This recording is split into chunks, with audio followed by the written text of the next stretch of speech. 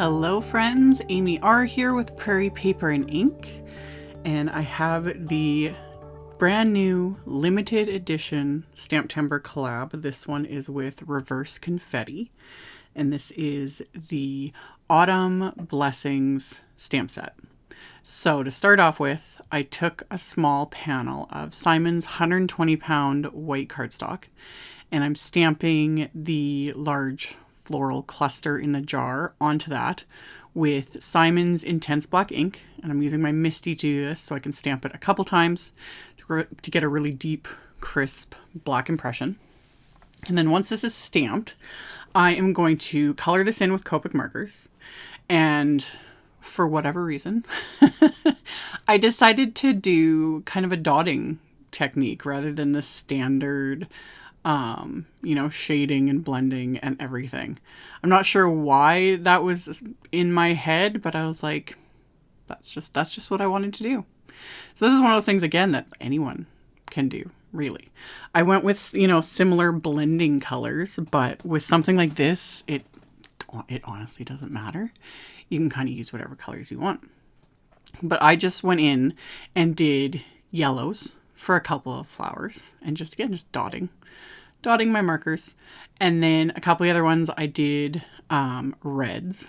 I received this just gorgeous bouquet, and it's on my Instagram from Heidi to celebrate like the beginning of STAMPtember. And there was this absolutely fabulous red sunflower in it, and it's sitting in my office right now. Total inspiration. So I was like, I need to do something with red sunflowers, and this stamp set, of course, was perfect. So I did red for the other two sunflowers, and then, did some greens for the leaves and the stems, and then just started grabbing like random, like some blue and green and some other greens for the greenery. And the whole time just doing this little bit of dotting. I highly recommend trying it with whatever images you have and just see where it goes. It was kind of fun, and I just didn't have to worry too much about blending and shading, and that's my biggest thing, is I overthink everything. So not overthinking and just plopping down a bunch of dots of color. This was like massively therapeutic. Highly recommend. It was fun. So I did my image, and then I was like, okay, I need to do shading and all that. And I was like, yeah, I'm just going to keep continuing with the dots. So I used a bunch of warm grays, added some shadow, and shading at the bottom, but then also started kind of adding them to the background just behind the flowers, just to make things stand out a little bit more, and just lightly kind of worked my way out. And then I decided that I wanted to add some more color to the background. I didn't want it to be just stark white. So I pulled out my big Simon grid paper and some of the new Pawsitively saturated inks, because I'm kind of obsessed with them. And the colors were perfect, because I really liked the color combo I did on the watery glass jar. So I pulled out CELERY ink as well as seafoam and my blending brushes, and just lightly started blending those onto this panel, just kind of working my way from the outside in. And then after I started blending on the seafoam, it's just really pale. I wanted to slightly intensify it. So I went the shade up, which is Surf. So pulled that out and used my blending brush and just added a little bit of that, and much happier. It just kind of added more of that little bit of aqua color that I love. So I just went around with my blending brush, lightly blended that on. And because these inks are water reactive, you can do, the water spritzing and all that. So of course I'm going to do that. I'm going to add a ton of splatter, because that's just what you do. So I just sprayed my hand with water, and flicked it at the background. And the nice thing, because the image and everything was colored with Copics, that is not water reactive at all. So that's just going to sit where it is. I don't have to worry about the reds bleeding everywhere, that sort of a thing. So splattered it with water. And then I pulled out I have this little watercolor palette that just sits on my desk. And in it, I have just a mixture of some white gouache paint and some Perfect Pearl powder. And so I just added a little bit of water to that, splattered that on the background. And then I was like, ooh, I've done this before, but it's always a little nerve-wracking, is adding a white highlight to the glass jar, any sort of glass image. But tried it with the white gouache, but it was too watered down at that point. So I just pulled out some white paint and painted on just right over top of the image. And then I actually took a flat brush and kind of smoothed it out with the flat brush, so it gives it more of like a reflection. So not perfect, but hey, it's still something fun to sort of experiment with. So I went back and forth with that a little bit. And then I just used that white paint and my little paintbrush to add little dots and highlights and all the fun things. You can totally do this with like a white gel pen, that sort of a thing, but the white paint was there and it was already on my brush. So I did quite like using it in this way because the brush gives me a finer tip and a little bit more control than the gel pen would. But again, either one would work just fabulously. So I went along and just started, dotting the centers of the flowers, painting little highlights on the leaves. And then I was like, once I start with this sort of thing, I can never stop. So then I just start painting more highlights. Painted some on the jar and then just went along and painted little highlights to the petals as well. Because again, I'm like, the brush is in my hand and I'm just not going to stop. So added all the random little highlights and things like that. Let that dry, which didn't take very long. And then I'm just going to add more splatter because why not? Why not?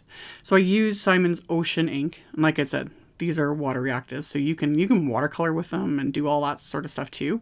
So I just smushed it onto my little plastic palette, added a little water, and then swirled my brush into that, splattered that onto the background. And then after I got that splattered, it still wasn't enough splatter. So I pulled out my Perfect Pearl powder, put that on the palette, mix that with water, and that gives me the shimmer splatter that I just love. And I'll show at the end of the video, like how it catches the light is just so much fun. So splattered that heavily all over this little panel here. Once that's on, I can let this completely dry and work on the other elements, aka the sentiment. So I used a sentiment from that Autumn Blessings set and I stamped it onto a piece of Simon's Peacock cardstock with clear embossing ink. And then I'm going to coat this with some detail white embossing powder. And then I'll melt that with my heat tool. And then off camera, I'm actually going to fussy cut the sentiment just because. I don't often do that very often unless there's like a specific coordinating wafer die. There is a coordinating wafer die for this set, but it cuts out the flowers and the flowers in the jar. So with sentiments, more often than not, I'll just cut a sentiment strip, that sort of a thing. But every once in a while, it's worth the little bit of fussy cutting. So I fussy cut the sentiment, and I also cut a piece of black cardstock slightly bigger than my card front panel, and I tiered those together, and then pulled out some of my AmyR's twine, and I'm going to get a triple length of the twine, and I'm going to wrap this around my card front, and then use my reverse tweezers to hold the knot in place while I tie it in a bow. Absolute game changer when you're dealing with little cords and twine, baker's twine, all those things. Reverse tweezers should just be in your craft stash. Just, you need them. I have extra pairs because they always grow legs and walk off. So they hold the knot for me so I can sit and fiddle, get my bows the way I like them without fighting. If you've ever tried to tie bows, especially if you're using multiple strands and you don't have something like reverse tweezers, it can be a nightmare trying to like hold things taut and get things working and it's coming loose and blah. So this is the way to go. Trust me. So once I got my bow the way I wanted it, I trimmed off the excess, and then the sentiment, I'm going to pop up with some little foam squares just to give it that bit of dimension. So pop those into place, remove the backing, and then I can pop that right above the bow. So I did that, and then I'm going to pull out some of Simon's Sea Glass cardstock.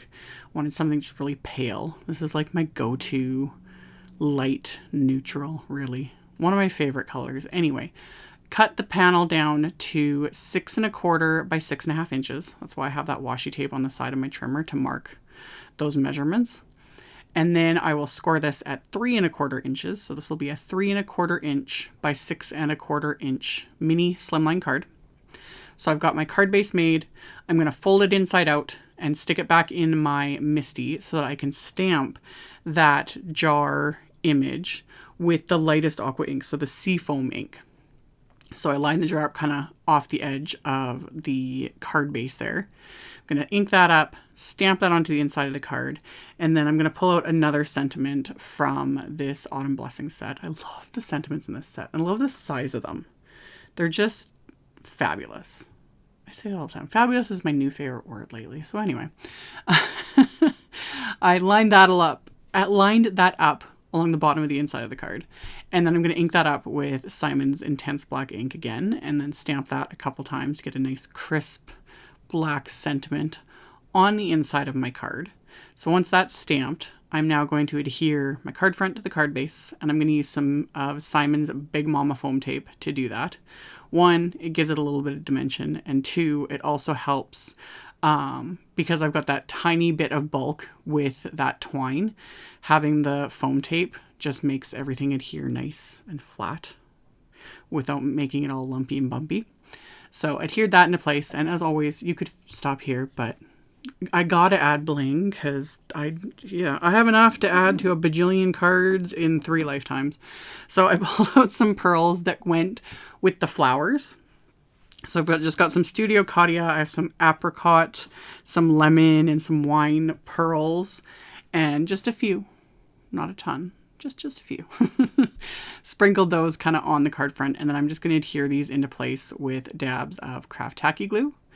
And once those are adhered, I'm going to pair this card with one of Simon's mini slimline grocery bag envelopes. I thought that just kind of brings it all a little bit of a fall touch with this bouquet, and that's going to finish off the card. So I've got that shimmery perfect pearl watercolor and the highlights and the splatter and the pearls and love.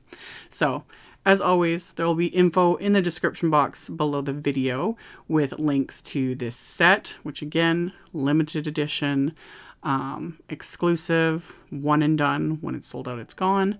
And then all the other supplies I used, all that info will be in the description box below the video. Thank you all so much for watching and subscribing, thumbs up and commenting. I very much appreciate it. And I'll see you all very soon in the next one. Bye.